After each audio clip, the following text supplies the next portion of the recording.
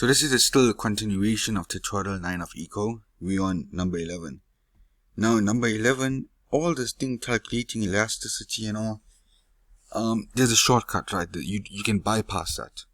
All you have to do is this. I want you to picture this over here, because see here, refer to which gives the demand for monopolistic output. So the first thing which I want you to do is make the demand curve, right? Now you should know this from part 1 that there's 3 segments on the demand curve, right? The first is segment, all these over here will be elastic, right? So it'll be elastic. In the middle it's unit elastic, and in the bottom it's inelastic. So really, if you think about it, between which two quantities is the demand elastic over here? Inelastic over here. So if you look at the right at the bottom over here, let's look at the right at the bottom. So let's look at the most bottom, because as you're going down, you're going to very, very low elastic, more inelastic, and here's like the lowest inelastic. So you know the lowest will be the most inelastic. So your answer will be from the quantity 5 to 6 and 5. Yeah. So basically you look at the lowest point, because all these values here are elastic. This may be unit elastic, and then it goes to inelastic. So the last one will be inelastic. And number 12, refer to the figure 2. The economic profit of a single price monopolist is. So firstly, what we need to do is find our maximization. Okay, to do that, locate where the marginal revenue is equal to the marginal cost graph. It's over here. Once you found that, you get straight top. You go straight top. So this is my intersection. You go straight top until you touch the demand curve. Once you touch the demand curve, that's your maximization point. You should be producing 4 products at 10 rand each. You should. Now, what is the economic profit? So this whole area here, 10 times 6, that's your total revenue. But you know the total, so this is the total revenue, right? And to work it out, you say 10 times 4. So it's this triangle here. Now, you want to work out the total revenue, the total profit. So what you do is look at the total cost of this triangle. Average total cost graph, look at it. When it meets over here, right, you can divide this into segments. So basically, everything above here, it's your profit. And everything below here is your cost. You see what I'm saying?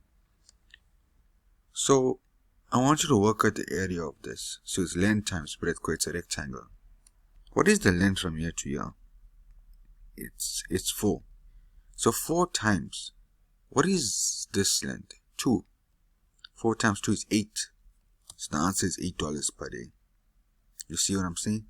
So don't forget this whole rectangle. Revenue. This is just profit. This is cost. Both of them make total revenue. Distinguish between characteristics of perfect competitive and monopolistic. Right. Number of firms. Perfect competition, a lot. Monopoly, very little. Types of products. They're all the same, identical. Monopoly, different, unique, special. Control over price, have no control. Absolutely no control. They can't say they want the product 100 and 1,000. No. The market tells them what price to put it at. Monopoly, they can put any price they want. We can't complain. They're the boss. Barriers to entry. Easy. If I want to open a shop outside my house, I can do it. Perfect competition. Easy. Monopoly, extremely hard. I can't wake up in the bed one day and say, I want to be Eskom. Can't do that. Quick Copy is a competitive firm within many shops in UK's in campus. If the market price of copying a page is 1 rand, then the marginal revenue is equal to 1 rand. True or false? Keyword, competitive firm.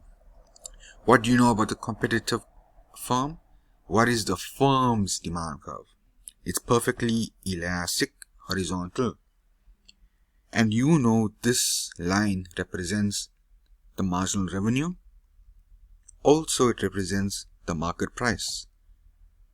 So technically, this is true, right? If the market price is 1 rand, then if you're competitive, you can't make up your own prices. You have to make it based on the market. So if the market wants it for 1 rand, then you have to sell it for 1 rand. That is why your revenue is 1 rand, which is equal. You get what I'm saying?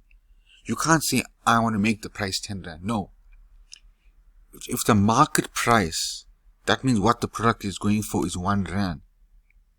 In your product, it has to be 1 rand. That is why the sale of that item product has to be 1 rand. Logically, it has to. You can't put any prices. So don't forget that. I want you to think about this. Perfectly competitive firm. Their marginal revenue is equal to marginal price. Don't forget that. You sell a good in your shop. Example, bread is 10 rand. If the market price is 10 rand, they're the same, they're equal. So this is true. So this is Econ Tutorial 1 of part 4.